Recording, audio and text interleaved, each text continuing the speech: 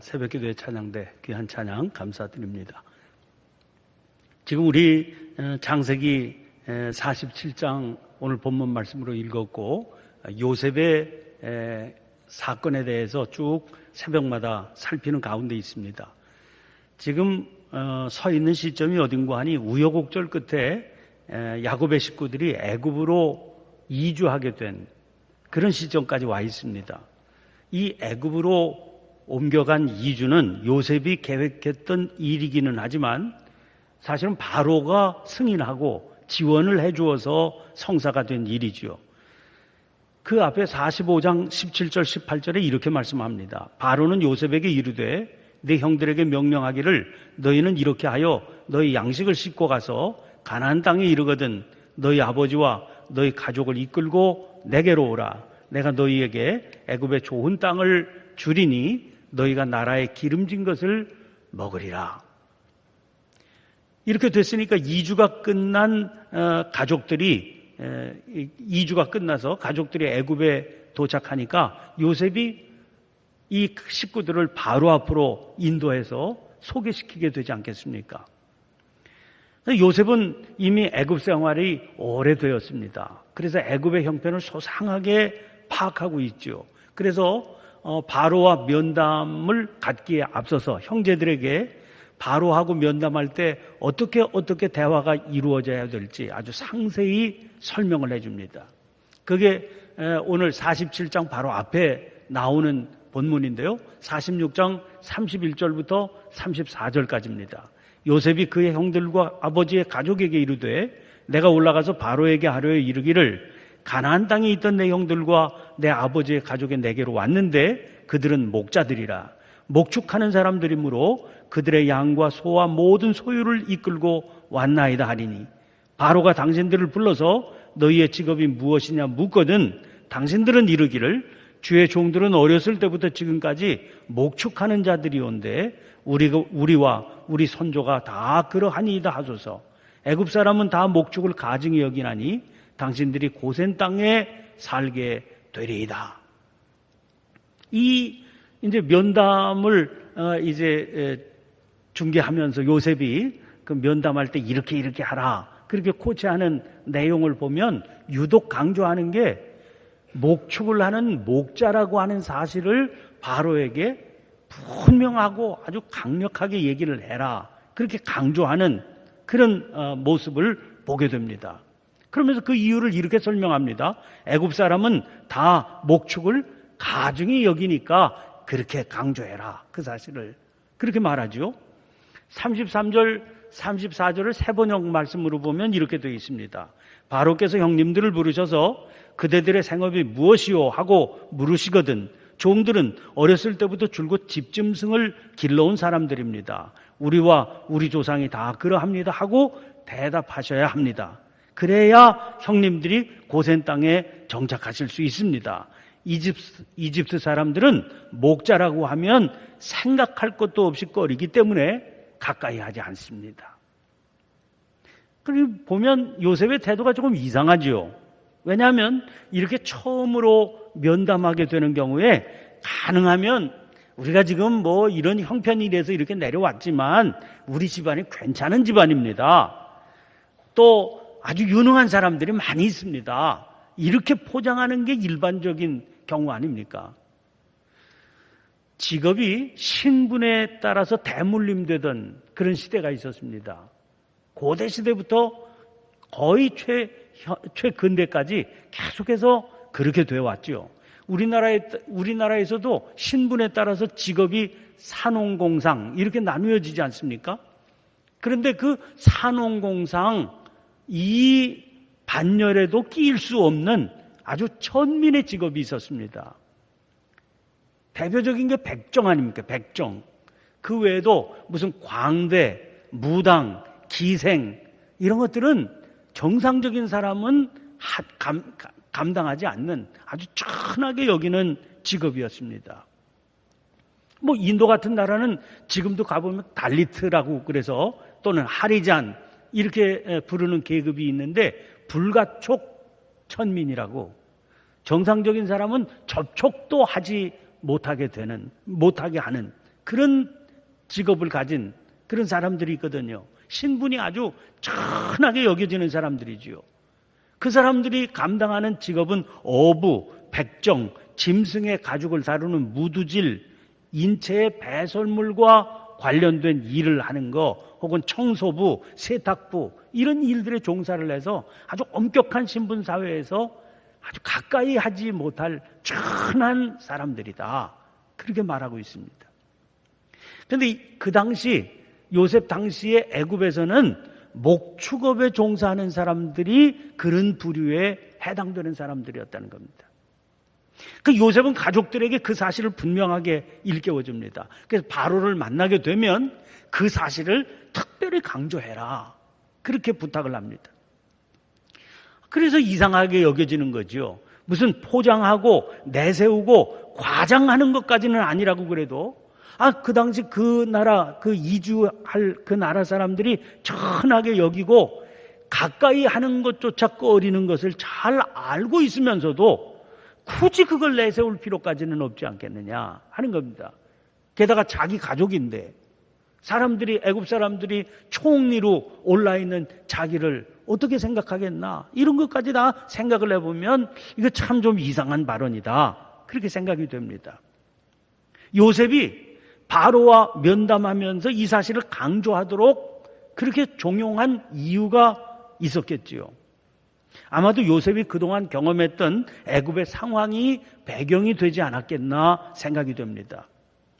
애굽에 와서 무슨 경험을 했습니까? 시위대장 보디발의 집에서 경험했죠. 그렇게 주인으로부터 신임을 받지 않았습니까?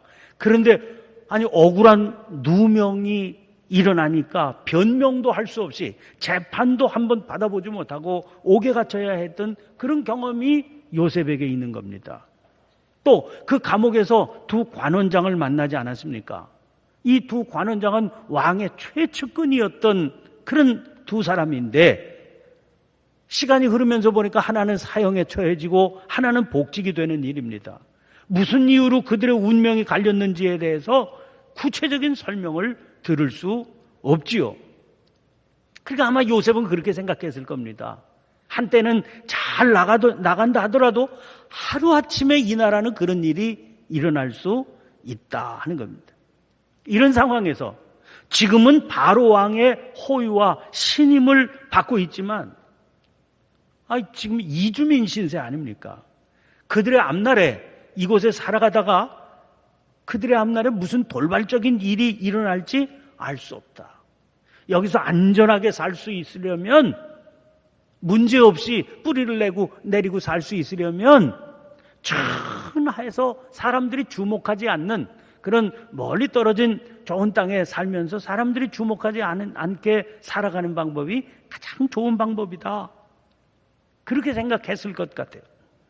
그래서 그가 바로 앞에서 강조하게 된 내용에는 이런 측면이 담겨 있는 거지요. 자기 가족은 모든 사람들이 꺼리는 목축업에 종사하고 있는 낮은 신분의 사람들입니다.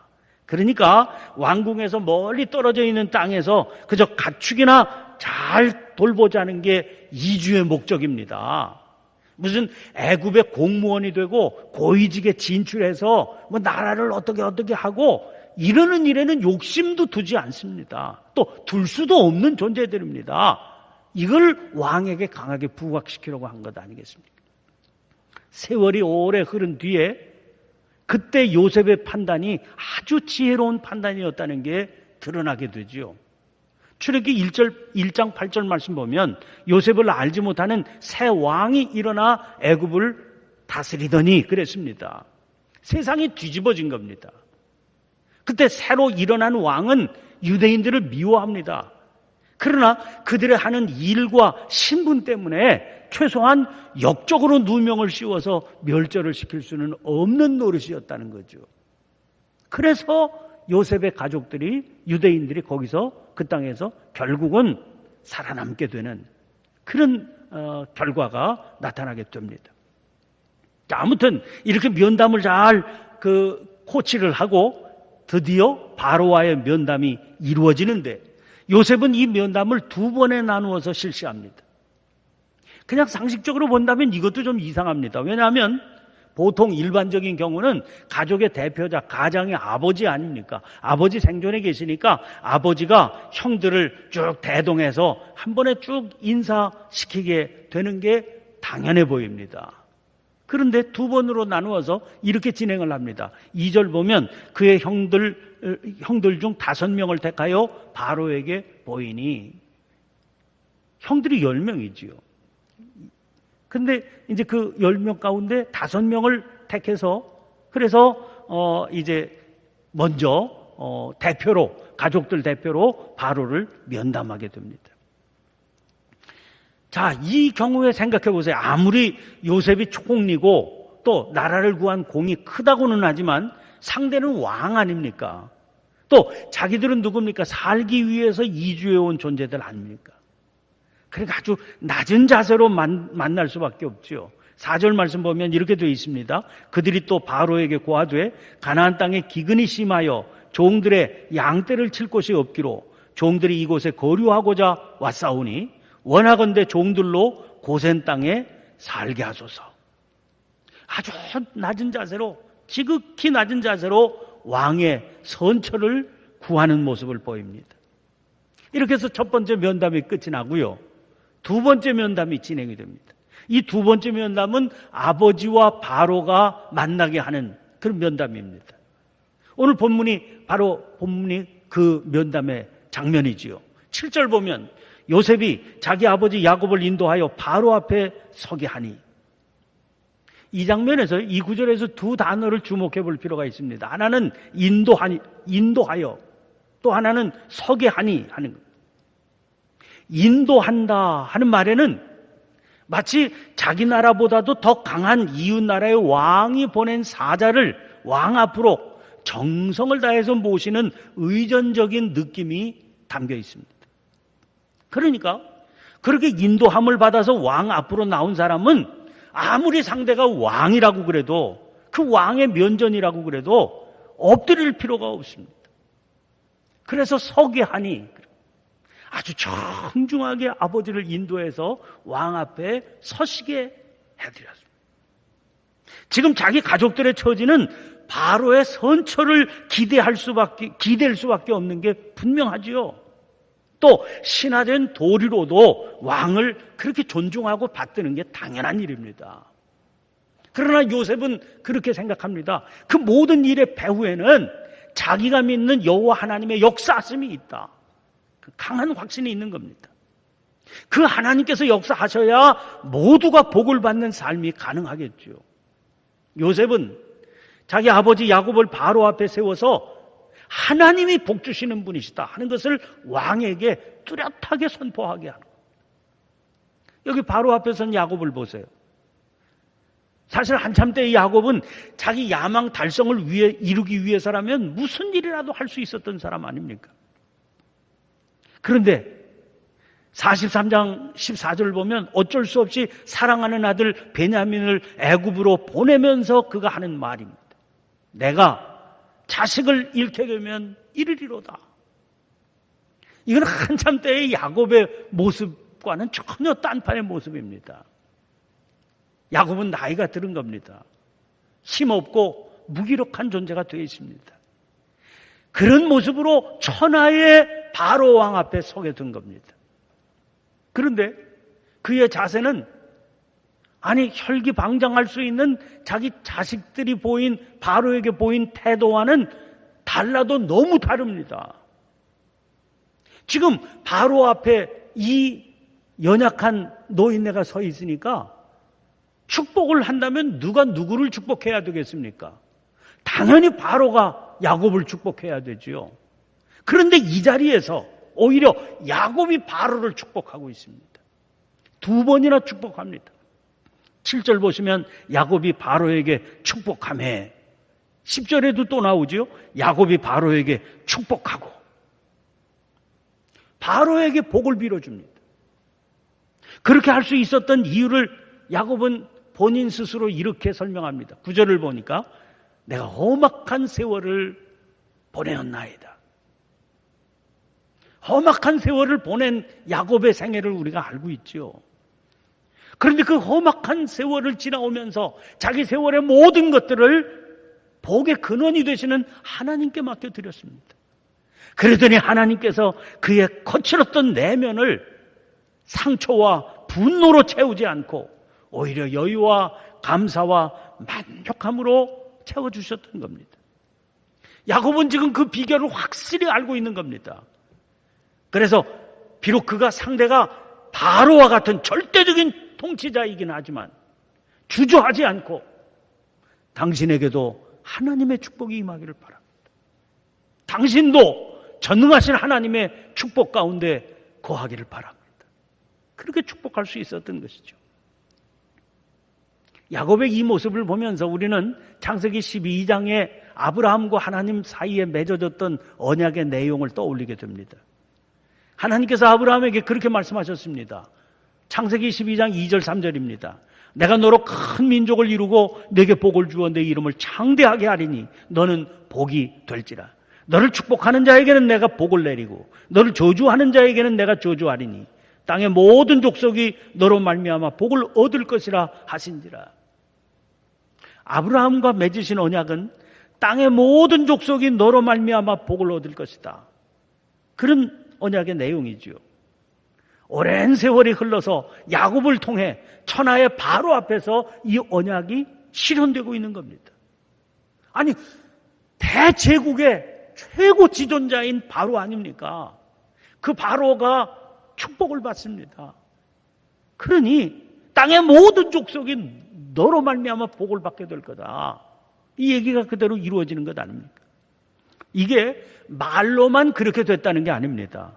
47장 하반부를 보면 거기 13절부터 24절에서 요셉, 야곱의 아들 요셉을 통해서 구체화되는 나라의 정책이 있습니다. 그게 소위 5분의 1 세금법 정책입니다. 우리 인류의 긴 역사를 보면 나라가 있잖아요. 나라가 있으면 그 한 나라가 정해야 될 정책 가운데 가장 기본적인 것 중에 하나가 토지, 땅을 처리하는 문제였습니다.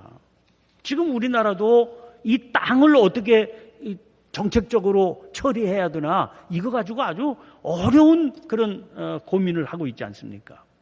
왜 그러냐면 다른 것과 틀려서 토지는 한정이 되어 있습니다. 뭐 새만금 사업 같은 거에서 조금 넓히기는 한다고 그래도 그게 전체 분량에서 얼마나 되겠습니까? 한정이 되어 있는 건데, 근데 인간의 소유욕이라고 하는 것은 멈출 줄을 모릅니다. 만족이 없습니다. 그래서 한정된 토지와 인간의 소유욕이 충돌을 하는데 이 소유욕을 억제하지 않으면 나라는 계속해서 돌이킬 수 없는 부익부 빈익빈 현상이 일어나게 되는 겁니다. 토지가 욕심의 대상이 돼요. 투기의 대상이 됩니다. 그러면 나라가 망하게 되는 겁니다. 그래서 국가의 중요한 책무 중에 하나가 그건 고대부터 현대까지 다 일관된 겁니다. 나라는 뭘 해야 되느냐?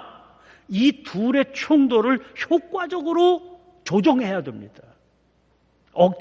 그러니까 소유욕을 잘 억제시켜야 되는 것이죠. 정책적으로. 일제의 억압에서 해방된 8.15 해방 이후에 남한과 북한에 다 정부가 세워지지요. 남북으로 갈라져서 정부가 세워지는데 북한 정부도 그랬고 남한 정부도 그랬고 제일 먼저 시행한 정책 중에 하나가 토지개혁이었습니다. 나라에는 이게 굉장히 중요한 일이었기 때문에 그렇습니다. 그런데 이 토지를 어떻게 해야 되느냐, 이 문제를 아주 궁극적인 문제로 여기서 접근했던 경제학자가 있습니다. 헨리 조지라고 하는 사람입니다. 1839년에서 1897년까지 살았던 사람입니다. 이 사람이 소위 토지 공개념이라고 하는 것을 경제에 도입한 사람입니다. 이 사람의 주장에 근본적으로는 토지라고 하는 것은 이런 문제, 이런 성격을 가지고 있기 때문에 사유권을 인정해서는 안 된다. 이런 주장이에요. 지금은 세상을 떠나셨습니다마는 저 태백에, 강원도 태백에 예수원이라고 하는 그런 수도원을 설립해서 운영해서 우리나라에 굉장히 영적으로 영향을 주었던 대천덕 신부님이 계시는데 이분이 이 헨리 조지라고 하는 사람을 우리나라에 소개했습니다. 우리나라에서도 1984년에 한국 헨리 조지 협회라고 하는 게 창설되었고, 후에 이 모임이 성경적 토지 정의를 위한 모임, 소위 성토모라고 하는 것으로 발전이 되어 있습니다. 몇 년 전에 SBS에서 설문조사를 했는데요. 이제 앞으로 개헌 논의가 막 진행되지 않습니까? 그런데 우리나라 국민의 61.8%가 새로운 헌법이 제정될 때 이 토지 공개념을 도입해야 된다, 여기에 찬성을 했다는 그런 결과가 나옵니다. 이게 무슨 얘기입니까? 오늘날 이 땅의 문제에 대해서 온 국민들이 많은 관심을 기울일 뿐만 아니라 고민을 하고 있다는 겁니다. 나라가 뭘 하고 있냐, 이 문제를 어떻게 처리해야 되냐. 그런데 제가 말씀드리고 싶은 거는 이 토지 공개념을 주장한 헨리 조지의 그 협회를 만들다가 왜 이름이 성경적 토지 정의를 위한 모임 이렇게 바뀌었을까 하는 겁니다. 여기 관련된 사람들이 이게 바로 성경이 가르치는 희년의 의미다, 이렇게 본 겁니다. 희년 아시죠? 하나님께서 가나안 땅에 진입하게 되면서 지파와 또 가족을 따라서 기업으로 허락하신 땅이 있습니다. 일정한 땅을 각 기업별로 이렇게 각 가족별로 이렇게 나누어 주셨어요. 그런데 시간이 흐르지 않습니까? 시간이 흐르다가 뭐 병이 나서 입원비가 필요하다, 애가 뭐 외국 유학을 가야 되는데 어쩔 수 없이 학비가 필요하다, 그래서 돈이 더 필요한 사람이 생겨서 빚을 내고 그 빚 때문에 그 땅이 다른 사람 소유로 넘어가게 되는 그런 일들이 생기게 됩니다. 그런데 이걸 내버려 두게 되면 토지가 부익부 빈익빈 현상에 흘러가게 된다는 거죠. 그래서 하나님께서 명령하십니다. 시간이 흐르면서 땅을 더 가진 자와 땅을 가지지 못한 자가 생기게 마련인데, 이걸 매 50년마다, 그러니까 7년에 안식년 한 번씩 해서 7번의 안식년이 흐른 다음 해지요, 그때는 무조건 원래의 자리로 돌려놔야 된다. 원래 그 가족이 가졌던 것을 돌려받게 되어 있습니다. 이게 가능할 수 있는 이유는 오직 하나밖에 없습니다. 토지는 하나님의 소유다, 이런 개념이죠. 우리는 일정한 기간 동안 그걸 빌려 쓰는 거지, 토지는 원래 개인이 소유할 수 없다, 하나님이 가지시는 거다. 이 희년제도는 레위기 25장에서 아주 강력한 하나님의 명령으로 처음 율법상에 등장을 합니다. 그런데 그렇게 철저하게 율법을 지킨다고 그러는 이스라엘이요, 이 희년제도를 제일 지키지 못했다는 거예요. 구약학자들 가운데는 이 희년제도를 이스라엘이 한 번도 지키지 못했다, 그렇게 해석하는 분들도 있습니다. 인간의 토지에 대한 소유욕이 그렇게 강력하다는 증거죠. 그런데 요셉은 하나님께서 율법을 통해 희년제도를 요구하시기 훨씬 이전 시대의 사람입니다. 토지는 하나님 소유다, 그런 토지 공개념을 하나님 대신 바로의 소유로 만드는 그런 정책적인 시도를 펼쳐놓은 겁니다. 여러분, 바로의 소유다 하는 말은요, 지금 우리가 잘 오해하지 말아야 돼요. 이건 바로라고 하는 한 자연인의 소유로 만든 게 아니라 나라의 소유로 만들었다, 그런 말입니다. 왜? 주권이 왕에게 있었던 시대니까요. 그 결과는 뭡니까? 토지에서 얻은 수익을 5등분 해가지고 5분의 1을 소유주인 왕에게 토지세로 납부하고 나머지 5분의 4주요, 그걸 농사짓는 본인이 쓰도록 한 겁니다. 근데 47장 본문을 보면 그게 나중까지도 전달되는 아주 요셉이 정책으로 시작을 한 건데 아주 기본, 나라의 기본으로 정해져 있다, 그렇게 설명합니다. 근데 학자들의 연구를 보니까 같은 시대 바벨론 같은 나라는요, 소작농들이 최소한 5분의 1을 소유주에게 바쳐야 됐습니다. 그 애굽의 국민들이 그 당시에 얼마나 큰 복지를 누리고 살았는지 하는 것을 알 수 있죠. 47장 25절에 이런 말씀이 나옵니다. 그들이 이르되 주께서 우리를 살리셨사오니 우리가 주께 은혜를 입고 바로의 종이 되겠나이다. 백성들이 억지로 수탈을 당한 게 아니라 기쁜 마음으로 이 제도를 받아들였어요. 우리 같이 복받은 국민이 어디에 있느냐? 이렇게 생각했다는 겁니다. 자, 성경은 예수 믿는 우리들을 세상의 소금과 빛이라고 말하고 있습니다. 그 세상의 소금과 빛이라고 하는 말은 하나님께서 주신 지혜로 세상을 섬기면서 하나님의 뜻을 세상 속에 이루어가는 복의 뿌리들이다 하는 겁니다. 하나님께서 아브라함을 부르실 때 그 사명을 위해서 부르신 것이고 그 이스라엘이라고 하는 그 민족을 통해서 그 역사를 이루기를 원하셨던 거죠. 이스라엘이 그 역할을 못하니까 교회를 세우셔서 성도들을 통해서 그 사명을 맡기시지 않습니까? 오늘 청장년들이 이 이른 새벽에 나와서 찬양을 하면서 하나님 앞에 영광 돌리는 모습이 참 귀하고 아름답습니다.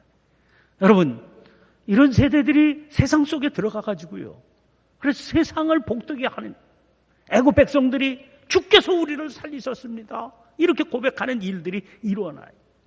뭐 어디 젊은 세대들만 그렇겠습니까? 우리 각자가 다 그런 사명을 가지고 살아간다는 겁니다. 그래서 우리가 물어야 될 필요가 있습니다. 우리로 인해서 세상이 얼마나 행복해지고 있느냐? 오늘 하루 우리가 살아간 삶의 흔적을 통해서 내 주변의 사람들이 얼마나 행복해지고 있느냐 하는 것을 물으면서 주님, 저를 평화의 도구로 사용해 주시고 저로 말미암아 복의 뿌리가 되게 하셔서 저희들로 인해 세상이 기름지고 행복해지게 주시옵소서. 기도하며 나아가는 저와 여러분들의 삶이 되시기를 간절히 축원합니다. 오늘 주신 말씀을 기억하며 간절히 기도하고 또 성령께서 기도하게 해주시는 제목을 따라 자유롭게 기도하시다가 자유롭게 돌아가시기를 바랍니다. 우리 함께